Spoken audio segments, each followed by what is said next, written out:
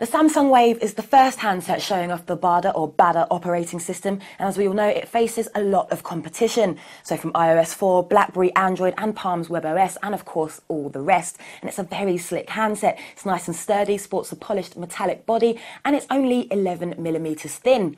But before I move on, check out the Super AMOLED 3.3-inch screen. It's bright, sharp and detailed with great viewing angles, a clear sign this is a quality handset. And as you begin to navigate through the phone, you'll notice the TouchWiz 3.0 user interface as seen on the Galaxy S. So there's those familiar features like Buddies Now for quick access to your favourite contacts.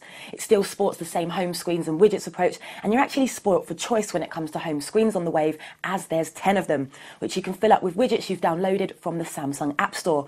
Just tap the widget key in the top right, pulling up a list of all the available widgets, which you can drag and drop in accordingly. Now, it's definitely not on par with the Apple App Store, and it's got quite a while to go before it is, but it currently includes a decent selection of applications. Now, it is currently missing third-party support though, so for example, Google Maps is a web app as opposed to a native BADA application. Now, the BADA operating system has its slick points. It's got a pretty good touchscreen, it's responsive, tactile and easy to type on. It supports multi-touch, pinch to zoom and packs Samsung's speedy 1GHz Hummingbird processor. And it's got some pretty nice touches too. So like we've seen on the Galaxy S, text message and missed calls notifications pop up as pieces of a jigsaw, which you have to slide into the empty slot to access. There's also the Android-style notifications drop-down menu, adding to an overall easy-to-use user experience. What's not a nice touch, however, is that it won't let you write the word you want in a message if it's not in the dictionary, and you have to go through the laborious process of adding it to the dictionary if you want to use it. And taking its cue from the iPhone, if you hit the menu button, it offers up a series of grids full of application icons. Now, annoyingly, you can't add these icons to the home screen, and considering the size of the home screen estate, this seems a bit of a wasted opportunity, and most certainly would have made the Wave a lot more intuitive. Okay, so moving on, and in true smartphone style, the Wave comes with social network integration, aptly named Social Hub. Now, the inbox looked like it should show your emails, text messages, Facebook and Twitter feeds combined, but instead it opens up the individual applications, and the latter two are a bit slow to load up. If you're looking for a dedicated widget for integrated social network feeds, just move the Feeds and Update widget onto one of your home pages. You'll have to manually connect all your social network contacts to your phone book as well, but once imported and connected, you'll be able to see their statuses, which you can comment on directly from the contacts menu, as well as your interaction history. Now, it's easy enough to do once you get what to do, however, this isn't immediately obvious.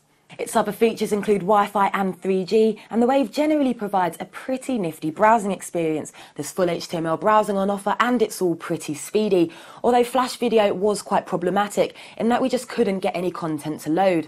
And when we managed to, it rendered quite badly and froze the phone on a couple of occasions. And unlike the Desire, there's no text reflow on offer, so once you've zoomed in a bit, the text stays in the same illegible columns unless you zoom in and constantly swipe the screen left and right to read the content. Now, with such a powerful processor on board, I really would have expected a better web experience.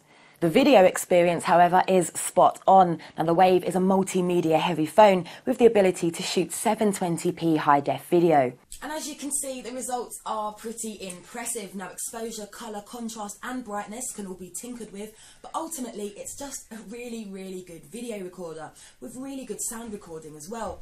Now, the Wave also supports multiple video formats, and it's got a 5-megapixel camera with an LED flash and a dedicated launch button that you'll find on the side, complete with geo-tagging, a range of shooting modes, face, smile and blink detection and image stabilisation, and it really takes decent and detailed pictures.